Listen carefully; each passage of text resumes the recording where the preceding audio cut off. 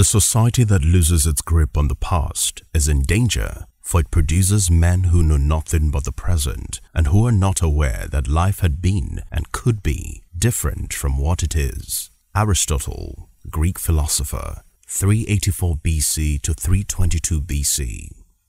Chapter 1. Smoke rushed into the underground hideout in a blinding rage. He was hit close to his scapular bone, but that was the least of his worries now. He wore a black leather trench coat on top of a white turtleneck fitted shirt, which was now stained with thick crimson red as a result of profuse bleeding he had tried to suppress. A gold skull pendant chain dangled playfully in the middle of his broad chest. His semi-automatic Ruger SR4C gun remained tightly glued to his gloved palm. The other gang members followed behind, everyone keeping mute, mournful, some nursing their gunshot wounds, others cursing under their breath. It was a sorely bad night. While several cops were gunned down during the shootout, they captured just one. This most definitely would be the scapegoat. He did not need to be told what his fate would be, especially with a man as deadly as Smoke. Smoke was not just a drug lord. He was brutal when he dealt with enemies, and when he dealt with traitors, he was a complete beast. In the outside world, Smoke did not exist. Who people saw and related with was the multi-billionaire businessman Arnold Lugard. He had chains of businesses and did a lot of benevolent activities which won people's hearts all across South Africa. His gigantic business empire was, however, built and funded from a massive thriving narcotics business. While the police watched him from the background, he presented a legitimate front and cleaned his tracks perfectly, which made it hard to find any incriminating evidence to nail him. Because of his growing reputation in the business world, he had stopped dealing directly in drug trafficking, but this particular night, he suspended all rules because it was his biggest deal ever, the mother of all deals. He only made sure he cleaned his tracks completely, but one can never be too careful. The drug lord suddenly spun around to face the wounded cop being dragged on by two of his gang members. Everyone froze with fear. In his eyes, he carried a world war, but hidden behind those stern eyes was a pain none of his gang members could gauge. This was going to be his biggest narcotics deal yet, a deal he had been pursuing for years with the Korean drug underworld and the Korean drug lord, Sung Ho. He had anticipated so much and ensured that there were no leakages. It was the biggest narcotics deal he had ever brokered, yet everything was foiled in the twinkle of an eye. Knife, you and the others evacuate everything here. We have been compromised. Anytime from now, the cops will show up, he ordered. Right away, boss. The man with the codename Knife responded with a gangster swag. Showing no particular emotion, Smoke unexpectedly lifted his gun and darted it at the wounded cop, who remained on the bare floor, whimpering in pain.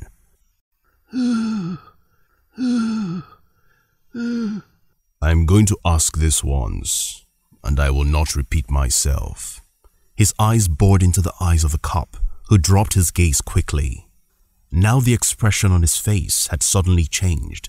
It had become fiery. How did you get wind about our transaction with Sung Ho, the Korean drug lord? Smoke queried. The cop stammered, but nothing coherent came out.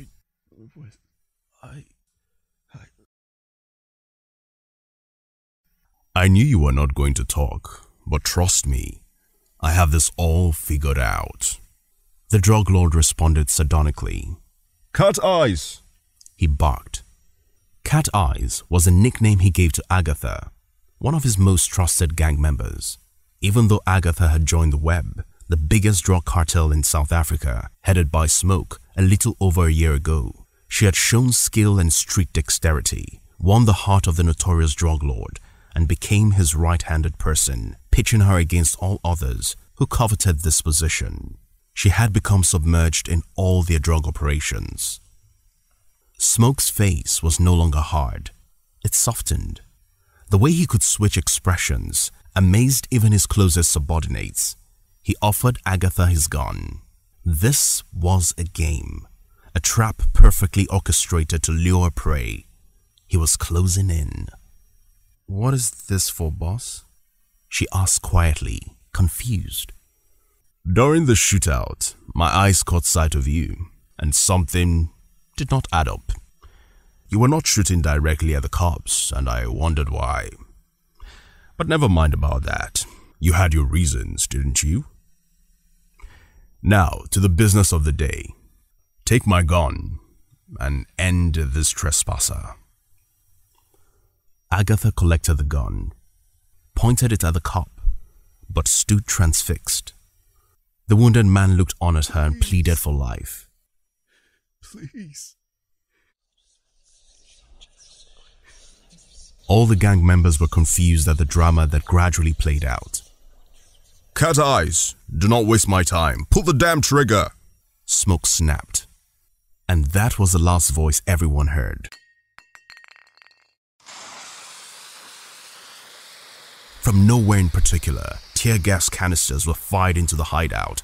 The gas traveled around the entire atmosphere. Everyone became engulfed in the choking gas in no time.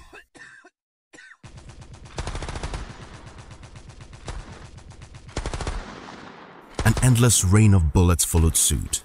No one knew who fired the first shot, but when the shooting died down and the tear gas cleared out, dead bodies littered the ground. Thick red blood and pieces of flesh scattered in various directions. Everywhere smelled of burnt flesh, smoke and blood. Lugard was nowhere to be found.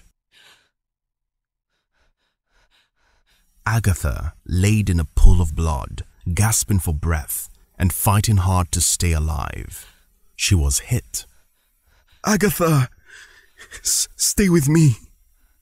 Silas, her partner over the years at the police headquarters, pleaded. Fighting back tears, he held the dying woman close to his chest, his vest messed up with the blood.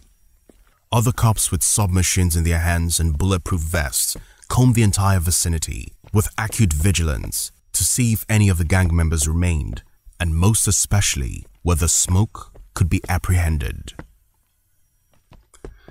You can't leave now, Agatha. The ambulance is almost here. If you leave, what do you want me to tell your husband?" Silas continued. A couple of years ago, when Agatha was going to go undercover to join the web and find incriminating evidence to bring Arnold Lugard in, Agatha's husband was reluctant, but Silas assured him that Lugard was the biggest case yet in the Pretoria Police Province. If Agatha succeeded in bringing him in, this meant an instant promotion for her. Aside from other honors she would receive, she would become an instant hero. He told Agatha's husband and her twin boys, handsome 7-year-olds, that in no time, Agatha would be back with them, and that if they were still having doubts on this, they should pin her safety on him.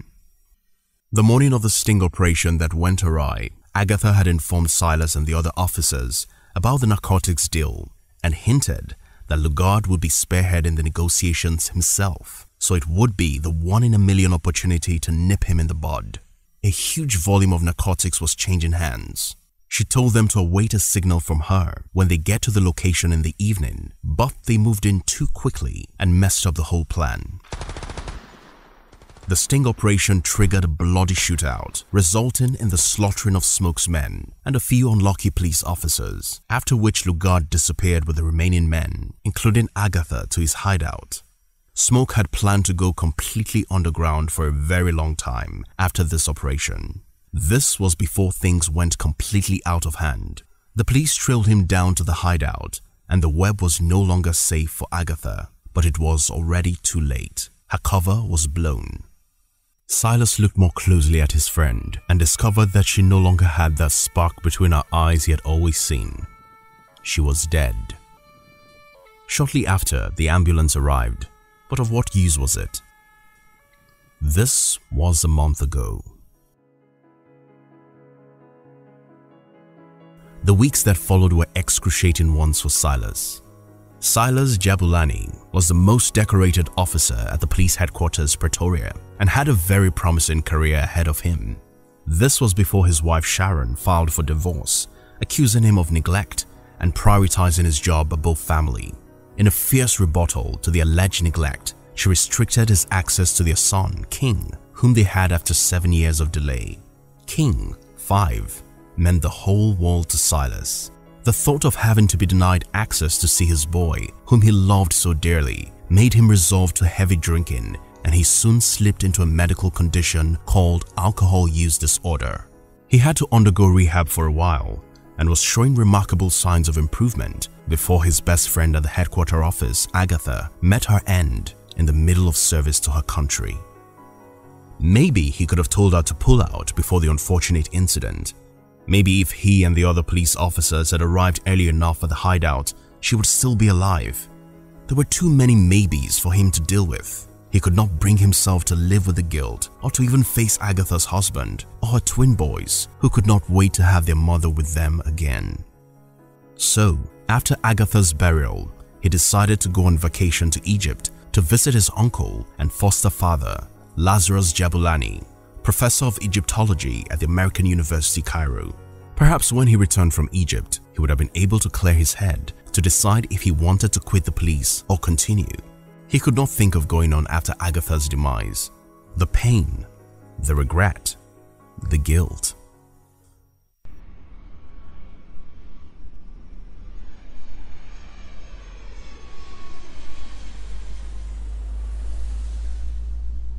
As the plane touched the runway at the Cairo International Airport, Silas shook his head a few times in an attempt to clear his mind of the unfortunate events of the past few months and try to look forward to having a refreshing time in Egypt, a land referred to as the gift of the Nile, the land of the pharaohs and 1,000 suns. Hello there, my name is Divine Prince Abi, also known as Soibi Abi, and I'm the narrator for the audiobook Trails of the Last Sage by Ayo Makinde. Now, how did I get involved in this production or this project? About 2 months ago, the author Ayo meets up with me and tells me about this book he has written and how he wants to make an audiobook version. And the moment he shares the synopsis and I read it, it just struck a chord. I told myself I had to be part of this project because I found it very interesting. And it was just the synopsis alone grabbed my attention. So it wasn't difficult saying yes at all. Now, something about the author is that he's a fantastic storyteller. He's able to paint pictures with words and the power of description. You know, the way he's able to describe the characters or describe the locations and settings is just incredible. Because as you're reading the book, it just comes alive in your mind. You're able to imagine these characters, imagine the locations, and he just keeps you glued from the moment you start reading it to the moment you drop the book. He just has your attention, and that is an amazing quality, you know. So it wasn't. I found it a very, very fascinating and interesting experience because when I was reading the book, it was like I was on a roller coaster ride. You know, it has this intrigue and mystery. It's action packed. And it has those elements. It has elements of sadness and all that. And I think that was my duty, to be able to capture all that into an audiobook and make it as real as possible and take listeners through that journey that I went through and even more, because it's also a dramatized audiobook. So you're not just listening to someone reading it. You're walking through the experiences of the characters, and if the door is being opened, you're hearing it. You're hearing chattering in the background and plates and spoons. If you're in a restaurant, you're hearing the car. You're hearing it. You're hearing the car move and all of that. It's amazing because it's a dramatized audiobook. So get ready to go into the world of these characters and the story. And if I might add, there's something that audiobooks give you that you may not even get from movies, because with movies, right, you're able to see the characters and see the locations and everything. It's right there for you, so you don't have to use your imagination, right? But with audiobooks, especially the dramatized audiobooks, you're able to imagine, because you're using just your ears to listen to it. You're not seeing. So what that does is that your mind's eye will paint the pictures for you. and you're able to imagine these characters and imagine yourself in these locations, and you're able to create an experience that is unique or peculiar to you, and that is incredible. Now, being not just the narrator, but also the voice behind all the characters, playing all these characters with their unique personalities, their unique traits, unique experiences, right? I had to task my imagination. You know, what did Sanura sound like? What did Farah sound like? What did Silas sound like, who's the main character? You know, and I had to, even though the author created these characters, I also had to do some creation of my own, you know, creating what they ought to sound like based on what the author described in the book, you know, and I found that challenging. It stretched me, but it was quite interesting as well.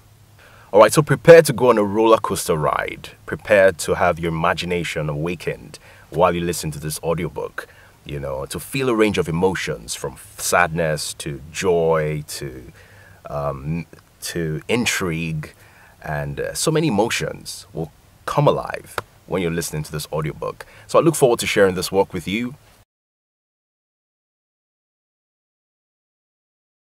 Who is Ayo Makinde? Ayo Makinde is so many things rolled up into one person. To start with, I am an African storyteller. I am an author and writer. I'm a art director. I'm also an Afrofuturist. I'm a lawyer. I think let's just pause there. Okay, let me add this to it. I'm also a public speaker. I think that should do. Well, there's so many negative narratives when it comes to Africa. And I think one of my focus, one of my passion is to redefine the narratives when it comes to African storytelling. There's power in storytelling. That's one thing we cannot take away from it. So one of the things that I want to do, one of my aspirations, is to be able to change the narrative through the power of storytelling. My current project is an historic African fantasy titled Trails of the Last Sage. That's my current project. When you mention Trails of the Last Sage, one of the things that rings in my mind is history and the power of history. What do I mean? Some time ago, that should be last month, I had the opportunity of speaking at the summit. And what was I to talk about there? I was to talk about African storytelling, empowering future Africa through the power of storytelling. You know, so after I delved into African history and the power of African history, I was shocked after I finished speaking, and a lot of the creatives came to me and said they have never had anyone speak about African history the way I have. And I was like, what really is the problem? Because while they were in school, they took away history from the curriculum. They never learned anything about history. I was burdened. I was pained. And this is one of the things that I want to unveil when it comes to Trails of the Last Sage. If I tell you, for instance, today Africa is seen as a struggling continent, but Africa was once a world power. How did I know this? Through history. And these are some of the things that we're going to learn in a very creative way from my new work, Trails of the Last Sage. One of the most challenging things for me about Trails of the Last Sage is that I had to delve deep into history. And while growing up as a child, one of the things that scared me away from history was that they said history was a boring subject. You know. So when it came to Trails of the Last Sage, I had to employ the power of creativity, engage the instruments, the tools of crafting a story in an engaging way to tell a very engaging story. In Trails of the Last Sage, I had to go into the contradictions of history. And then I also had to go to the depths of history. Yeah, I created a story, but the theme and what the story revolves around majorly has to do with history. And then, of course, we can now be talking about history. How does history contradict itself? What exactly is history? There's a saying that people, when they fail to learn from history, history creates itself. History repeats itself. How true is that? No. So majorly those are the my vocal points in Trails of the Last Sage. I think the reception has been awesome and fabulous, majorly because it's really rare for you to delve into African history in a very conceptual way. And I think that was one of the things that wowed people, that I'm able to handle an historical subject in a more contemporary way. The reception has been awesome. People have been wowed by the depth of the creativity and also the depth of the details when it comes to history. For instance, the cover page of the work had to do with the crown, the double crown of the pharaohs of Egypt. A lot of people don't know about that again. So I had to really go deep into history, when it comes to that story. Nobody, where do you want to get the double crown of Pharaoh again? It's a very rare subject. So I had to dig up a lot of elements of history to put across a very strong message. But I think one of the major challenges I have had is because my story is unconventional. People are more at home with maybe the common style of the way stories are told. But the way I went about Trails of the Last Sage was not the conventional thing.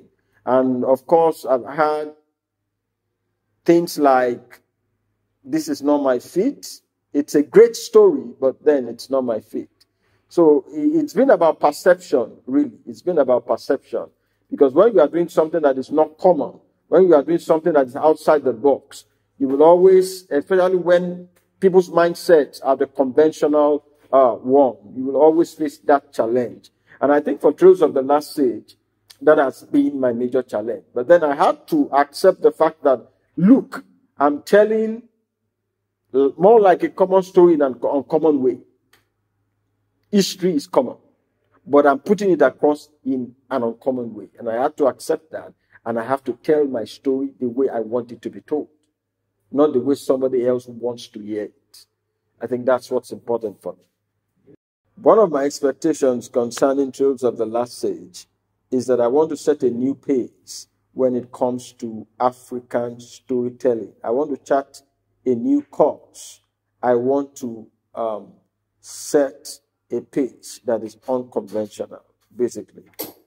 One of my pet childs is Lagelu, The Kingdom on Four Hills. It's not a book, it's a comic book, actually, not a novel like Trails of the Last Sage. It's very dear to my heart because it's an Afrofuturistic work.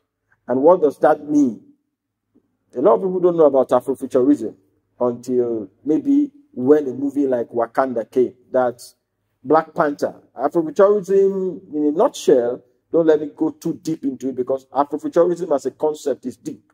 When you reimagine a future Africa, an Africa that is quite different from where we are coming from. It's so dear to my heart because I'm so passionate about future Africa. I'm so passionate about it. So that's one of the projects I have in the cooler, let me say. I've written the story and we're evolving the story as time goes on. And I'm sure when it comes out, it will be a blast. And Africa will be proud of their son. There's no better way for me to end this than in the words of Walt Disney, who are called one of the gods of creativity. He said, Disneyland will never be completed. He said, it will continue to grow as long as there is creativity in the world. What does that mean? It means that there is no limit, there is no stop to you. So far you can travel within your imagination. The society should never limit our imagination. Challenges should never limit our imagination. The greatest challenge to creativity or to how far a man can go is himself. Once you can overcome yourself, you are simply limitless. Explore the power of limitlessness. That's what I would say. Well, people have been asking me where and how they can get Trails of the Last Sage. At the moment, Trails of the Last Stage is on Kindle, is also on Seller.co. And interestingly, we also have an audiobook, a very awesome one.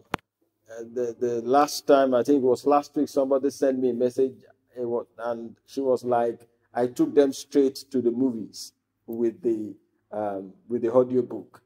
The audiobook can be gotten on Seller.co as well. And I believe it will soon be on Audible for the global audience. So if you're asking how can you follow me, especially you that you're watching me now, my website is www.comicsdi.com. My handles, Instagram, Twitter, Facebook are at comicsdi.